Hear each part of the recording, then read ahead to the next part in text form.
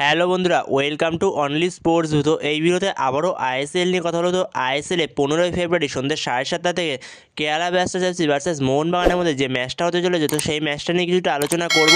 তো সেই ম্যাচে দুই দলের লাইন আপস কীরকম হতে পারে, দুই দলের বর্তমান পরিস্থিতি, দুই দলের শক্তি দুর্বলতা এবং দুই দলের হেড টু হেড, তো সেই সব বিষয়গুলো নিয়ে একটু আলোচনা করে নেবো। তো ভিডিওটি সবাই শেষ পর্যন্ত দেখতে থাকো। আর চ্যানেলে নতুন হয়ে থাকলে চ্যানেলটি সাবস্ক্রাইব করে পাশে থাকা বেল আইকনটিকে অন করে পাশে থেকো। তো প্রথমে যদি দুই দলের হেড টু হেড নিয়ে কথা বলা যায়, তো সেখানে দুটো দল মুখোমুখি হয়েছে মোট 9বার। তো 9বারের মধ্যে মোহনবাগান জিতেছে 7বার আর কেরালা জিতেছে একবার আর একবার ড্র হয়েছে। তো সেই জায়গায় কেরালা ব্লাস্টার্স এফসি তারা 19 ম্যাচ খেলে 7টা জয়, 3টে ড্র এবং 9টা হারের ফলে 24 পয়েন্ট নিয়ে 8 নম্বরে রয়েছে পয়েন্টস টেবিলের। তো সেখানে কেরালা তারা টপ 6-এ কোয়ালিফাই করার জন্য এই ম্যাচটা খুব একটা সহজ হবে না মোহনবাগানের। তো তারা ভালো মতনই টপ 6-এর লড়াইয়ে রয়েছে। তো তাদের এই ম্যাচটা জেতার ফলে তারা টপ 6টা কনফার্ম করতে চাইবে। তো সেখানে ম্যাচটা খুব একটা সহজ হবে না মোহনবাগানের কাছে। আর তার মধ্যে এই ম্যাচটা হলো কেরালার হোম গ্রাউন্ডে, আর কেরালার হোম গ্রাউন্ড সবসময় টাফ। তো কেরালার হোম গ্রাউন্ডে যে পরিমাণ দর্শক থাকে, তো সেই কারণে কেরালার হোম গ্রাউন্ড সবসময় টাফ। তো সেখানে যে কোনো অ্যাওয়ে টিমের জন্য কেরালার হোম গ্রাউন্ড সবসময় টাফ। তো যেখানে কেরালা ব্লাস্টার্স এফসি তারা 19টা ম্যাচ খেলেছে, 19 ম্যাচের মধ্যে 30টা গোল করেছে এবং 30টা গোল খেয়েছে।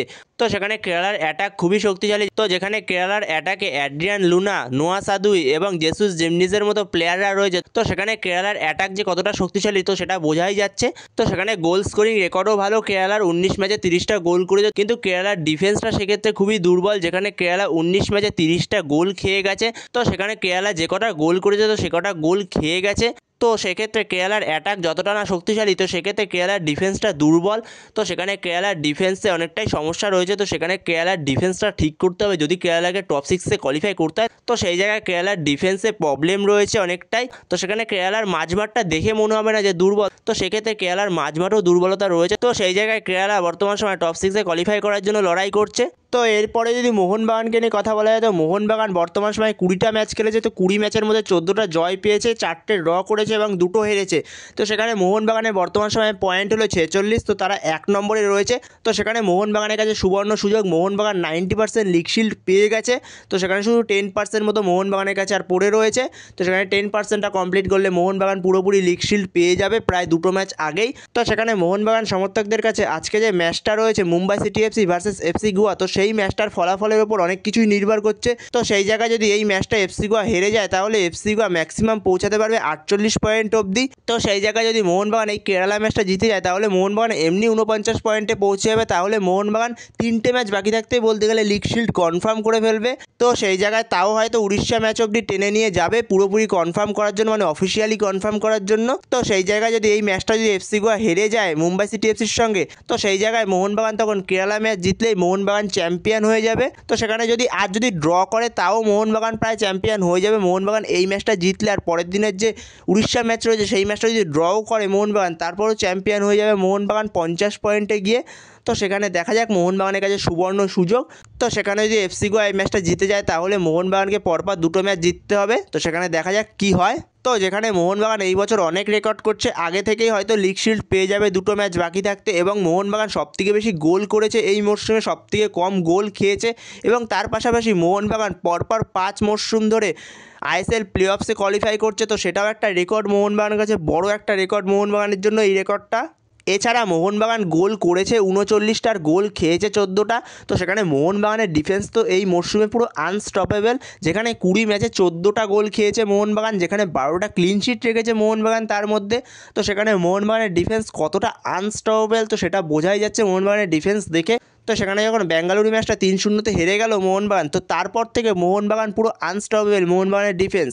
এবং তার পাশাপাশি মোহনবাগানের অ্যাটাকও দুরন্ত। তো যেখানে মোহনবাগানের অ্যাটাকে জেমি ম্যাকলারেন, জেসন কামিন্স, তো সেখানে দিমিত্রি পেত্রাদোস হয়তো এই মরশুমটা তার অফ ফর্মে ভুগছে, কিন্তু তাছাড়াও জেসন কামিন্স সে অনবদ্য খেলছে এই মরশুমে। এবং তাছাড়া জেমি ম্যাকলারেনও ভালো খেলছে।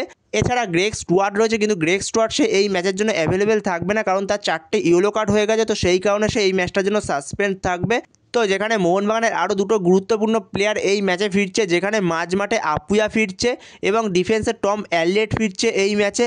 তো সেইখানে মোহনবাগানের ডিফেন্স অনেকটাই শক্তিশালী হয়ে উঠবে এই ম্যাচে আরও।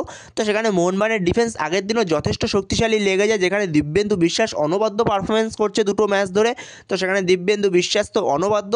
এছাড়াও মোহনবাগানের মাঝমাঠ আরও শক্তিশালী হবে, যেখানে আপুয়া ফিরছে মাঝ মাঠে দীপক তাংড়ির পাশে। আপুয়ার এই মরশুমে দীপক তাংড়ি তো আলাদা লেভেলের খেলছে। তো যেখানে দীপক তাংড়িকে এতদিন শুধু ব্যাক পাস করতে দেখা হতো, তো সেই দীপক তাংড়ি এখন মলিনার আন্ডারে পুরো চেঞ্জ হয়ে গেছে, যেখানে সে অ্যাটাকে যাচ্ছে, অ্যাটাকের ক্ষেত্রে থ্রু বল বাড়াচ্ছে। তো অনবদ্য দীপক তাংড়ি এই মরশুমে। তো সেখানে মোহনবাগানের পুরো টিমটাই অনবদ্য পারফরমেন্স করছে, পুরো টিম গেমে খেলছে মোহনবাগান। তো এরপরে যদি দুই দলের লাইন আপস নিয়ে কথা বলা হয়, তো সেখানে প্রথমে যদি কেরালা ব্লাস্টার্স এফসি লাইন আপস নিয়ে কথা বলা হয়, তো সেখানে কেরালা 4-2-3-1 ফরমেশনে যেতে পারে মোহনবাগানের বিরুদ্ধে, যেখানে তাদের হয়ে গোলে স্টার্ট করবে সচিন সুরেশ। আর যেখানে চারজন ডিফেন্সের মধ্যে লেফট ব্যাক নাওচা সিং আর রাইট ব্যাক সন্দীপ সিং, আর সেক্ষেত্রে মেন দুজন সেন্টার ব্যাক হবে একজন ড্রিঙ্কিচ আর একজন হরমিপম রুইভা। আর মিডফিল্ডে দুজন দানিশ ফারুকের সঙ্গে অ্যাড্রিয়ান লুনা। আর দুদিকের উইং থেকে লেফট উইং থেকে লালতান মুইয়া, আর রাইট উইং থেকে সেক্ষেত্রে কোডু সিং। আর সেক্ষেত্রে অ্যাটাকিং মিডফিল্ডে নম্বর 10 রোলে নোয়া সাদুই, আর ওপরে একজন স্ট্রাইকার জেসুস জিমনিস। তো এরকমই হতে চলেছে মোহনবাগানের বিরুদ্ধে কেরালা ব্লাস্টার্স এফসির প্লেইং 11। তো এরপরে কেরালা ব্লাস্টার্স এফসির বিরুদ্ধে মোহনবাগানের কীরকম প্লেইং 11 হতে পারে, তো সেক্ষেত্রে মোহনবাগানের প্লেইং 11 হতে পারে 4-4-2 ফরমেশনে যেতে পারে মোহনবাগান। তো সেক্ষেত্রে মোহনবাগানের হয়ে গোলে স্টার্ট করবে বিশাল কাইত, আর চারজন ডিফেন্সের মধ্যে left back Subhasish Bose, right back সেক্ষেত্রে আশিস রায় খেলবে না হয়তো এই ম্যাচটায় ফার্স্ট 11-এ। আশিস রায় যেহেতু চোট আছে, আশিস রায় এখনও সাইড লাইনে অনুশীলন করছে, তো সে হয়তো এই ম্যাচটাতে থাকবে, হয়তো সাবস্টিটিউট বেঞ্চে থাকবে। পরে যদি দরকার পড়ে তাকে নামানো হবে, না হলে হয়তো তাকে নিয়ে রিস্ক নেওয়া হবে না সেরকম। তো সেই জায়গায় আশিস রায়ের জায়গায় রাইট ব্যাকটা দিব্যেন্দু বিশ্বাসী স্টার্ট করবে, আর দুজন মেন সেন্টার ব্যাক হবে একজন টম অ্যাললেট আর একজন আলবার্টো রড্রিগেজ। তো সেখানে মাঝমাঠে দুজন মাঝমাঠে আপুয়ার সঙ্গে দীপক তাংড়ি। তো আপুয়া এই ম্যাচে আবারও ফিরছে কার্ড সাসপেন্ড কাটিয়ে। এছাড়াও দীপক তাংড়ি সে তো অনবদ্য পারফরমেন্স করছে, তো সেখানে দীপক তাংড়ি স্টার্ট করবে আপুয়ার পাশে। আর সেক্ষেত্রে দুদিকে উইং থেকে লেফট উইং থেকে লিস্টান ক্লস ও রাইট উইং থেকে মনবীর সিং, আর ওপরে দুজন স্ট্রাইকার একজন জেমি ম্যাকলারেন আর একজন জেসন কামিন্স। তো সেখানে জেসন কামিন্স সে মেনলি জেমি ম্যাকলারেনের একটু পেছন থেকে খেলবে, সে মেনলি সেকেন্ড স্ট্রাইকারের রোলটা পালন করবে। তো সেখানে এরকমই হতে পারে মোহনবাগানের প্লেইং 11। এছাড়াও আরও একটা প্লেইং 11-এ যেতে পারে মোহনবাগান, যেখানে মোহনবাগান 4-2-3-1 ফরমেশনে যেতে পারে, যেখানে সেক্ষেত্রে গোলে স্টার্ট করবে বিশাল কাইট, চারজন ডিফেন্সের মধ্যে লেফট ব্যাক শুভাশিস বোস। তো সেক্ষেত্রে রাইট ব্যাক আশিস রায়ের জায়গায় দিব্যেন্দু বিশ্বাস, আর দুজন মেন সেন্টার ব্যাক একজন টম অ্যাললেট আর একজন আলবার্টো রড্রিগেজ। আর মাঝমাঠে দুজন আপুয়ার সঙ্গে দীপক তাংড়ি। আর সেক্ষেত্রে দুদিকের উইং থেকে লেফট উইং থেকে লিস্টান ক্লস ও রাইট উইং থেকে মনবীর সিং। তো সেখানে এই ম্যাচে মলিনা দিমিত্রিকে দিয়েও স্টার্ট করাতে পারে প্রথম 11-এ। তো যেহেতু এই ম্যাচে স্টুয়ার্ট নেই, তো সেই কারণে দিমিত্রিকে দিয়েও স্টার্ট করাতে পারে মলিনা। তো সেক্ষেত্রে মলিনা দিমিত্রিকে সুযোগ দিতে পারে দিমিত্রি নিজের ফর্মটাকে ফিরে পাওয়ার জন্য। তো সেখানে এরকম একটা ফরমেশন হতে পারে মোহনবাগানের। তো সেক্ষেত্রে কোচ মলিনা 4-2-3-1 ফরমেশনের থেকে মনে হয় 4-4-2 ফরমেশনেই হয়তো সে যাবে। তো সেক্ষেত্রে মলিনা 4-4-2 ফরমেশনে গেলেও সেখানে জেসন কামিন্সের জায়গায় দিমিত্রি পেতাসকে স্টার্ট করাতে পারে। জেসন কামিন্স যে রোলটা প্লে করছিল সেকেন্ড স্ট্রাইকারের রোলটা, তো সেক্ষেত্রে দিমিত্রি পেতাস সেই রোলটা পালন করতে পারে। তো এই রোলটাতে দিমিত্রি পেতাসকে পালন করাতে পারে। তো সেখানে দেখা যাক কোন ফরমেশনে মোহনবাগান কোচ মলিনা যায়। তো সেখানে আমার মনে হয় 4-4-2 ফরমেশনে যেতে পারে মলিনা। তো সেখানে দেখা যাক এখন কোন ফরমেশনে যায়, এই দুটোর মধ্যে কোন ফরমেশনে মলিনা যায়। তো বন্ধুরা, তোমাদের কাছে কি মনে হয় মলিনা এই দুটোর মধ্যে কোন ফরমেশনে যেতে পারে? তো তোমাদের মতামত অবশ্যই কমেন্টে জানিও এই বিষয়ে। আর তোমরাও যদি কোনো ফরমেশন বলতে চাও সেটাও কমেন্টে জানাতে পারো অবশ্যই। তো এই ভিডিওতে এই পর্যন্তই। তো এই ভিডিওতে এই আপডেটগুলো নিয়ে আলোচনা করার ছিল। তো ভিডিওটি ভালো লাগলে অবশ্যই লাইক শেয়ার সাবস্ক্রাইব করতে ভুলো না। তো নেক্সট ভিডিওতে দেখা হচ্ছে, ততক্ষণের জন্য বাই বাই।